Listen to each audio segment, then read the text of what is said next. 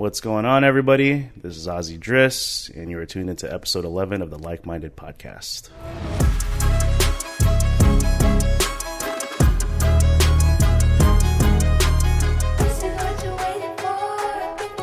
Today, I got a special guest with me. This is my first ever client in commercial real estate, first ever tenant representation. I got Mr. Lue, a.k.a. Finisher, a.k.a. the Flare 90 Master.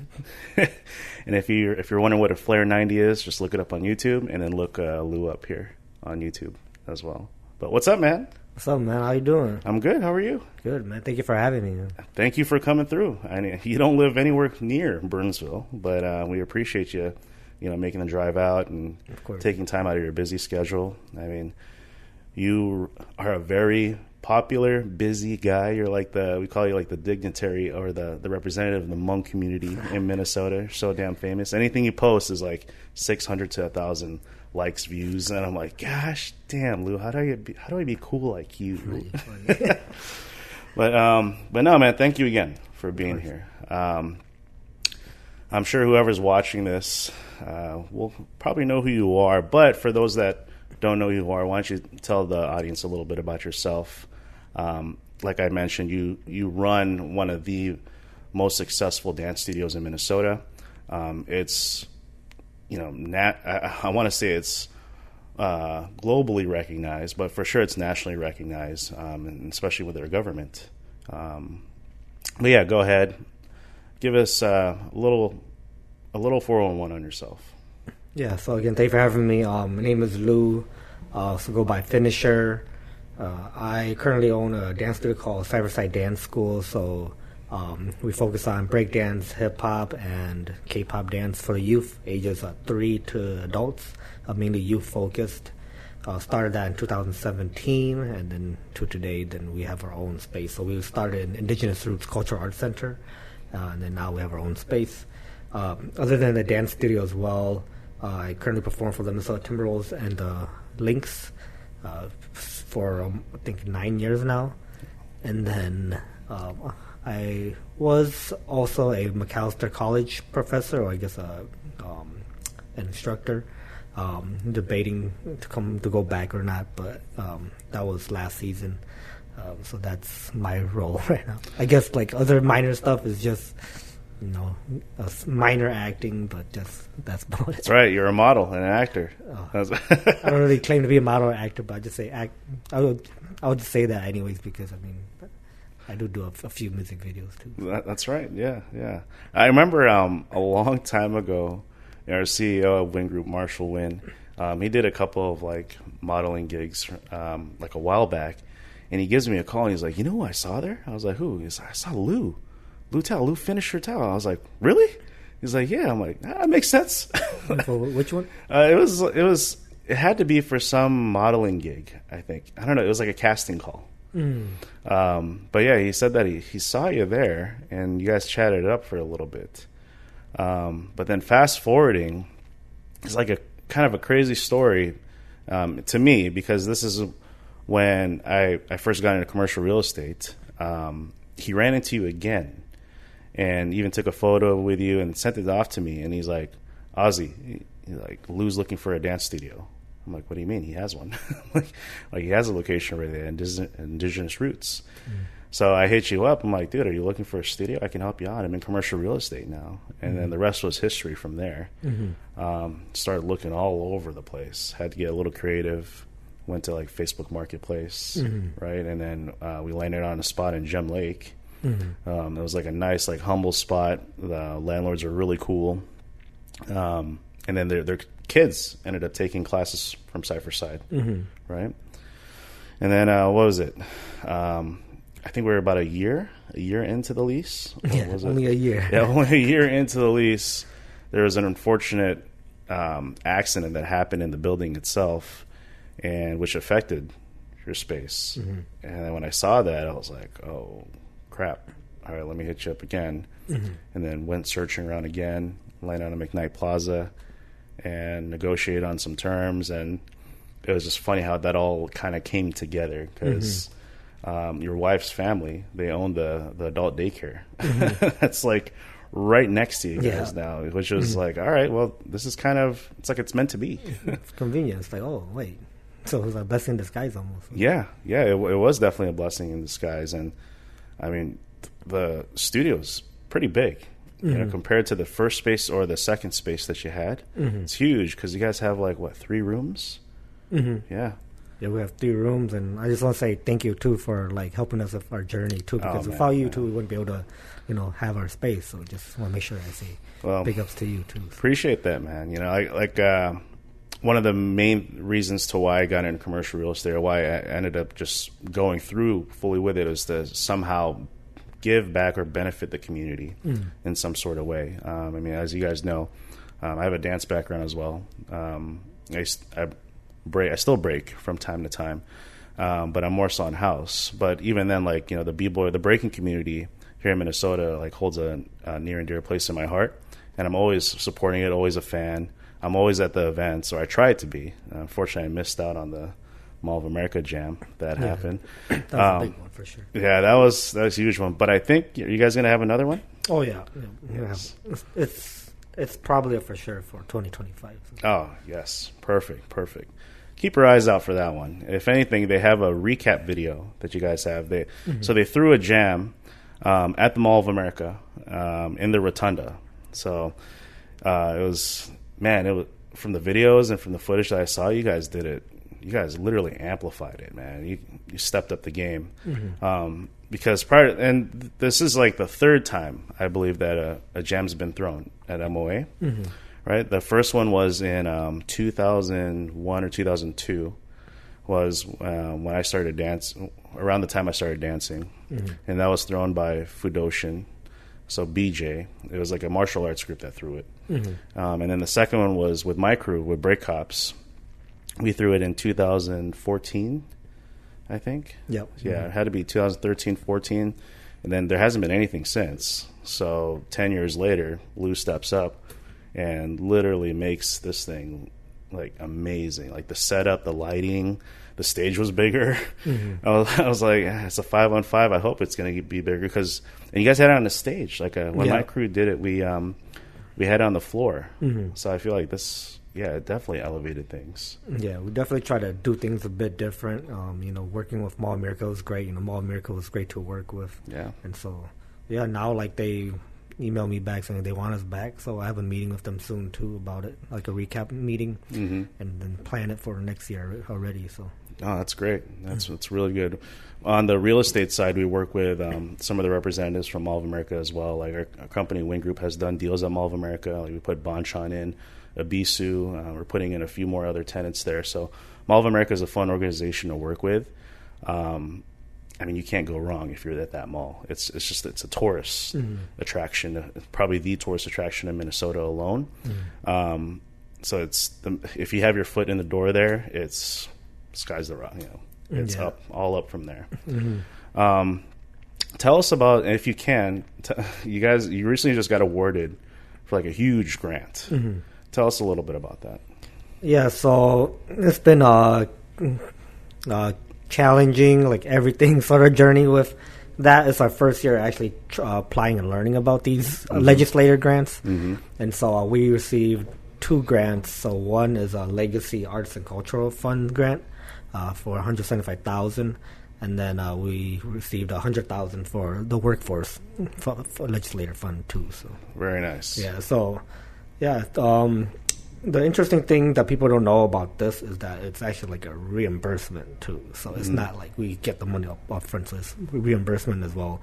But yeah, it's definitely like just learning so much about it, and then just seeing all the support with the journey of this grant has just been amazing. So. Yeah, absolutely. And like I said, you know, I mean, it sounds like a joke or not, but no, it's really not. Like, this guy is literally a celebrity, like a local celebrity, especially in the Hmong community.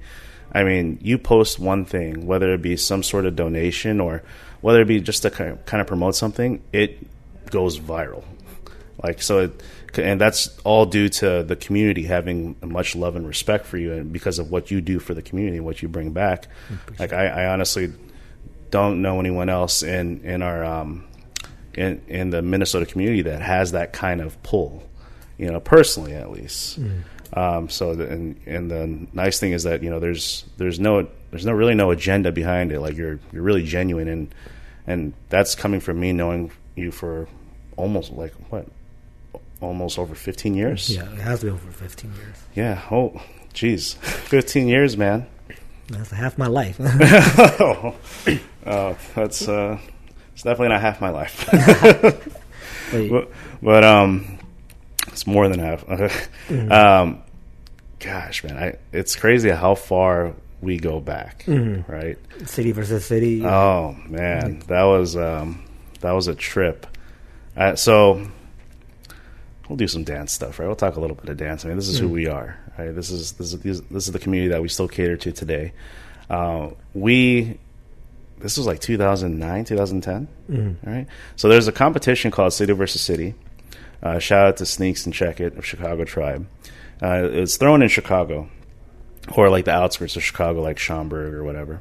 And this competition is very unique because essentially all the best, or who you think are the best in your city, you pull them together, even if they're from different crews, and you can basically make like a super crew to represent the city. It's like the Olympics. You get the best talent from the country, you go overseas, and then you represent. It's the same situation here, but you're representing the city.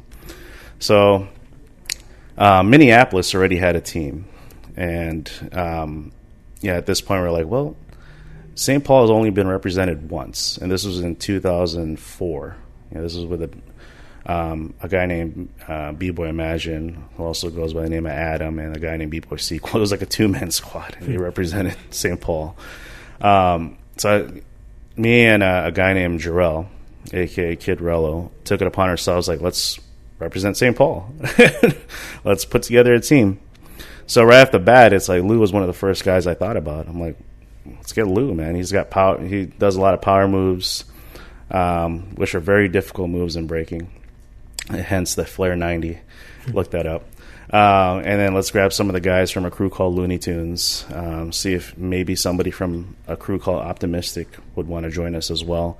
And ended up assembling a really good squad, a really good team. And we practiced together. And this is our first time working together on a dance level. So, and it was my first time, kind of being like a lead on things like this, like showing some sort of leadership.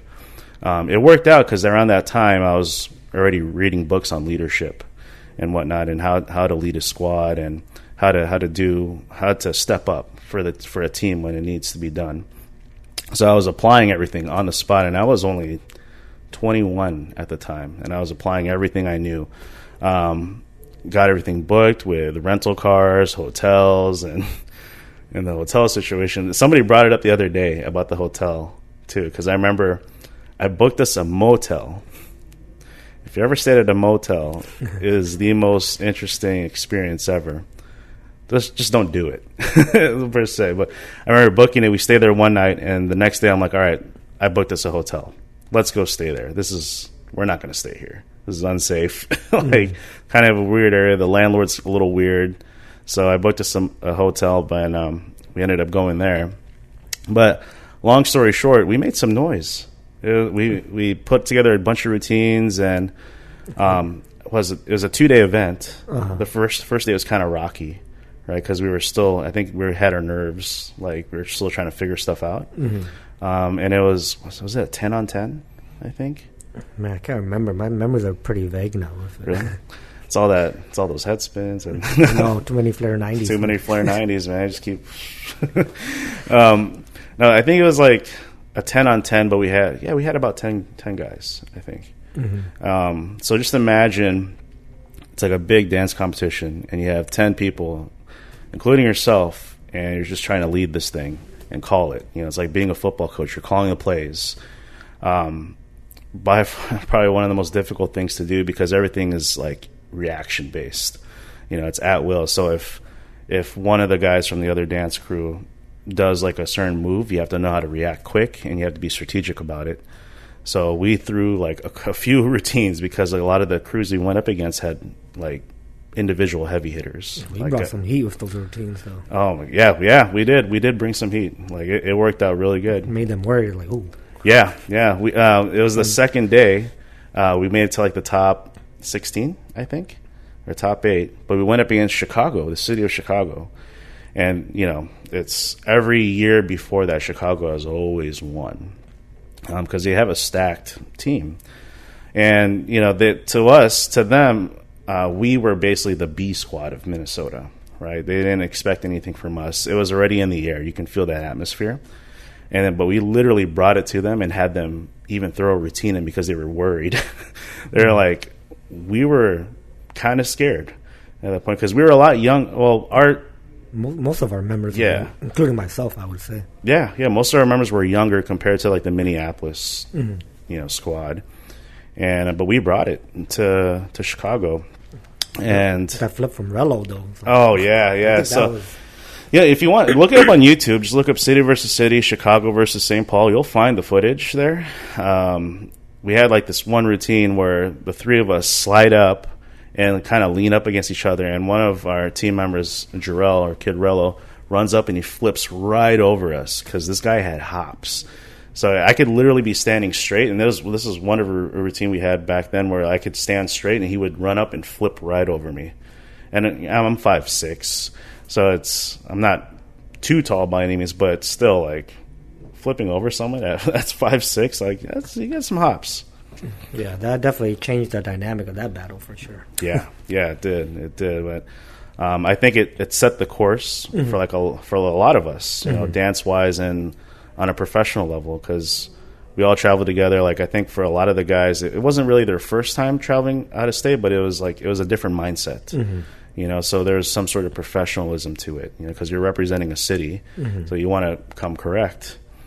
Yeah, man, that was some good times. Yeah, a lot of memories made with that trip for sure. So. Yeah. But let's kind of go back to Cypher Side. That's like your bread and butter.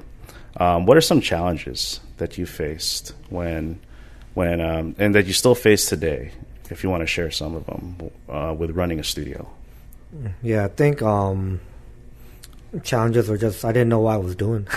I think a lot of people get into things and then they expect to make money right away, but I think a lot of people don't see the actual struggles and what people go through, when you're actually starting a business. I think for me it was just the management side. There was so much I learned just going through the process of doing things by myself.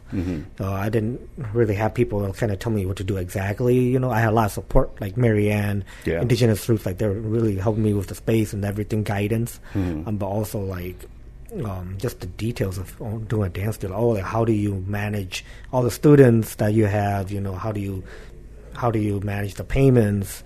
How do you manage communication? There's so much that went into it that I was never prepared for. Right. And I think the other challenge is just managing my time, because I was working 9 to 5 at that time. I was working like a pharmacy tech job, and the opportunity to start my own dance school was just brought upon me randomly with Marianne, Indigenous Roots, and so I took that chance. But it was just also what am I doing too? Right. So that's the challenge I faced initially when I started. Definitely so I was just fortunate I have support, but then now the other challenge was COVID too. When COVID was actually a blessing too, because when COVID hit, then we were shut down. I was thinking to myself man, how do I still continue my work? Because there was a lot of kids that were left without dancing. Right. And so I was always thinking how do I continue my work? Because I always prioritize the kids first. And so that was when, was it 2020 when COVID hit? And then I was just thinking, okay, what are my next steps? So I was man, I'm just going to transition to my own space. So that's why I made that executive decision to think so when we talked about getting a space. And so we were outgrowing that space too, and this was definitely a great support. But also our student, we were reaching a certain amount. We were doing two classes in one room at Indigenous students, so that's a lot of humble beginnings. Sometimes we'll have 3 classes, so 2 in the back room and then 1 in the front. And then so that's one challenge that I faced too. But then during COVID too, when everything started opening up, then the good thing was that people wanted to bring their kids more. Right. They're trying to find activities. So that was good. And then challenges now to today, I would say it's just time still too. Like there's so many things that I'm getting, opportunities for, and still have to manage the studio and a lot of performances. Like I have to deny a lot of performances now. Wow. And so managing that, the performance side with the students, of building a performance team for the kids, because these kids, they have to audition to be on this performance team, and they are basically like the face of Cypher Side. Mm-hmm. So these kids get paid too. So we try to teach them pre-professionalism. Nice. Teach them a lot of different skills, team building. There's like so much that goes into this team, but also like other like our other advanced classes as well. But that's like the biggest. I would say that would be like the top team for our team, and so that's led by Joel and Frankie. So we're fortunate to have them too as well on the team for being the coaches for the performance team. So. Yeah, right now the hardest part is just managing time now because of how many things are coming in. Like when we were working on the legislator fund, like the grants, that was like took a lot of time away. Like Mall of America as well. Like even doing 2 back-to-back events. Yeah. Like, oh my gosh. Like Mall of America Saturday, Sunday is Lil Mekong. Yeah. I was like, man, like I don't know why I agreed to it, but I'll do it because it's for the community. The community needs it. Right. Exactly. Especially like Mall of America. A lot of it, like what people don't know is that it's all we didn't have no like grant funding or anything. So it was just kind of support with certain sponsorships. Yep. But it's mostly through Cypher Side. Right, exactly. No, dude, I was surprised that you did that. You pulled the back-to-back.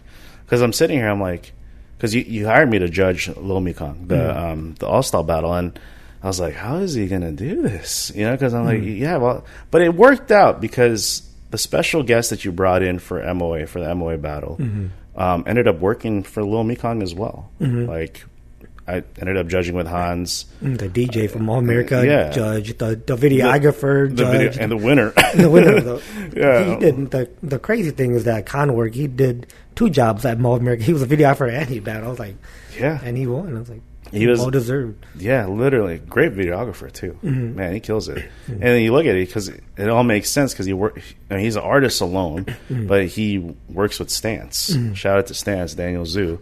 It's like, dude, yeah, man, you have that accolade with you, or you have that backbone with you. Oh, yeah, you're going to do amazing things. Stance and Daniel Zunam and all the team that came, like Conwork and Sunny, because we had 2 videographers from Stance. Yeah. And they're so awesome to work with, like super flex. I was like surprised, like, man, all the guests and the team that I brought from All of America, like, man, everybody was chill, everybody was cool, like, it worked out perfect. So. Yeah. And honestly, that's what it needs to happen for, like, big events like that. Everyone just needs to remain calm.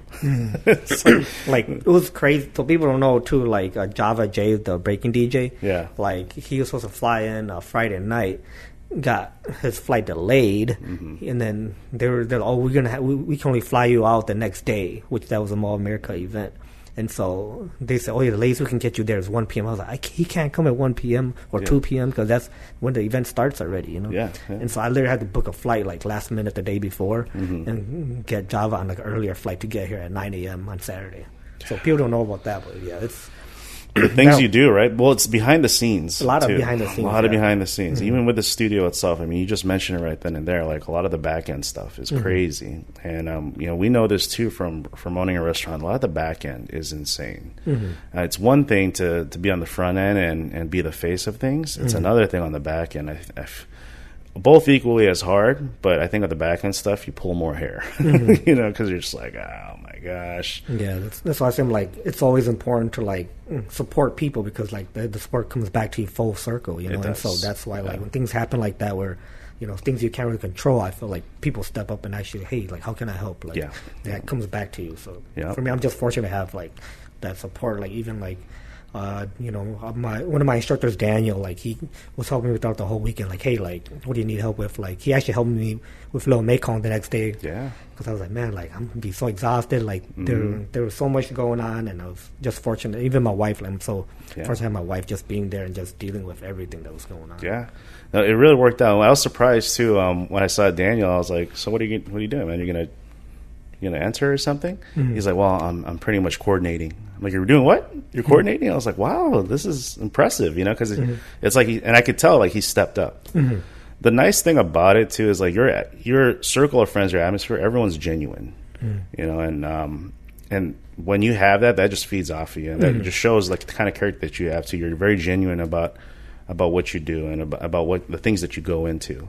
You know, I don't think there's ever something where you'll go into and you'll be like, I don't know about it. You know, but no, it's like whatever you go into. I feel like it's a saying, it's like whatever you touch, it turns into gold. You know, and that's like a big thing for you that I see. It's like losing it. Oh, you already know it's gonna be fire. Yeah, well, thank you, man. I think also like a lot of people when they approach things, I feel like there's certain people that might like just kind of take more than give. You know, it's more of like, how can I support you versus, oh, I see he got this, like I'm gonna go get that first, and then not reciprocate that support back. So I think that's just what I've been noticing too. So I think like people like you, people like that's been around like near my circle, or just around the community that I've supported. I feel like, you know, it's always like, let me help you first versus kind of taking first. You know? Right, exactly, because it's the relationship, it's the friendship, the genuine relationship. You know, I know that there are people out there that'll just try and build a relationship just because they, like you said, like they want something. You know, for me, it's like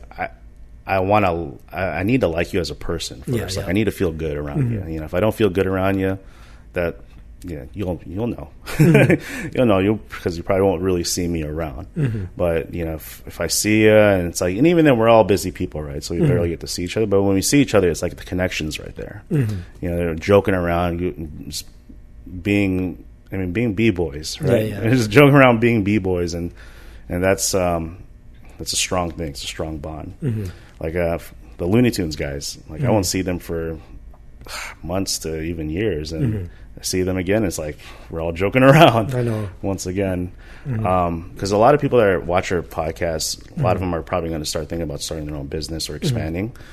You've expanded twice already. What's a simple advice that you can give? I would say advice would be, make sure you plan it out first. Like I think a lot of people have goals and dreams, which is, I think, is definitely the first thing that you should have. But also, I think, be realistic about it too. I got actually approached numerous times this year about advice with starting up a business and what's my ethics with working. You know, so I mean, like kind of what I mentioned before, like make sure you're helping people before everything. You know, like the space that I provide is for the people. So how can I give that to the people? So like holding like sessions, you know, like popping sessions for the community for free, different things, how support, like we get approached by different dance groups, how do we help them, you know, give space to where it's affordable, you know, what can they help support me with too. And so thinking on the first thing with your business is that you make sure you're helping people, right? And then also like what's that, but be realistic too, like okay, like if I only have pretend like I have like I'm trying to start up my own dance studio and I only have like 5 students. Like, is it realistic for you to open up your own dance studio? Right. So it's just making sure that you plan, make sure you're realistic with your goals, and just for me, I tell people try small segments first. Like find a space that's willing to give you,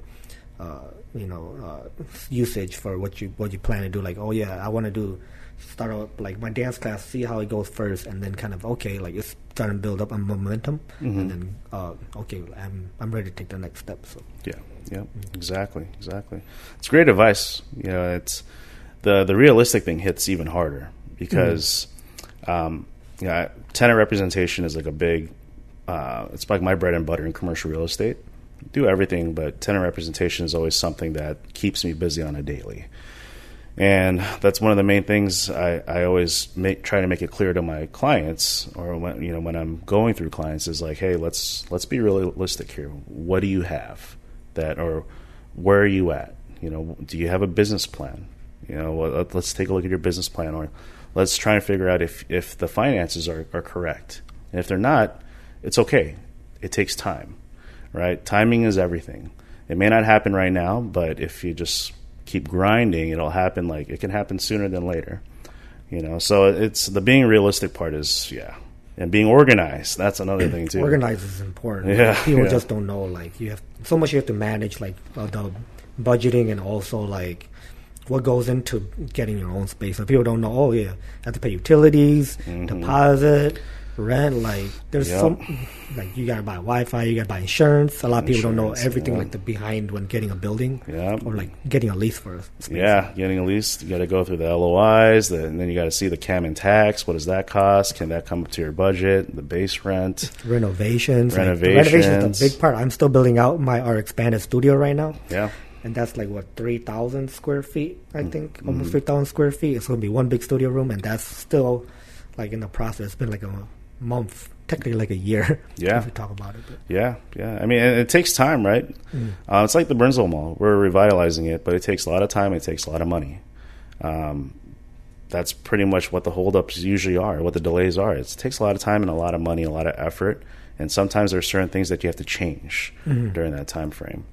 You have to adjust. But I can talk forever about that. Because this is like this society is like a microwave society, so they expect things just like that. Yeah. Like, nope. I think like one other thing too is like some people might want to jump into like doing your business full time too, but you also got to think about like for me, I was working 9 to 5 supporting my business, so that's one thing too. People got to consider like, oh wait, am I going to realistically be okay if I'm quit my job and just try to do this full time already, Right. I mean, those are tough thoughts and conversations that you have to have with yourself. At the end of the day, what's yours will be yours, right? So you just have to work it out and work things through to figure it out. So, but yeah, man, let's wrap it up. Again, thank you for coming through. Social media, and can you, I guess, give us some of your social media that you want people here to follow, whether it be Instagram or Facebook? Yeah, so my personal Facebook is Lue Thao, but my Facebook for Cypher Side, my dance studio, is Cypher Side Dance School. Instagram is at Cypher Side. So for those that know how to spell Cypher, CYPHER, and then SIDE for side. So. Cool. Sounds good. Well, thanks again, man. I appreciate you coming through and, again, making this far drive all the way down here to the lovely city of Burnsville to come and chat with us. Of course, man. Thank you for having me. For sure. Thanks for tuning in to another episode of the Lykeminded Podcast. This is episode 11. Peace out.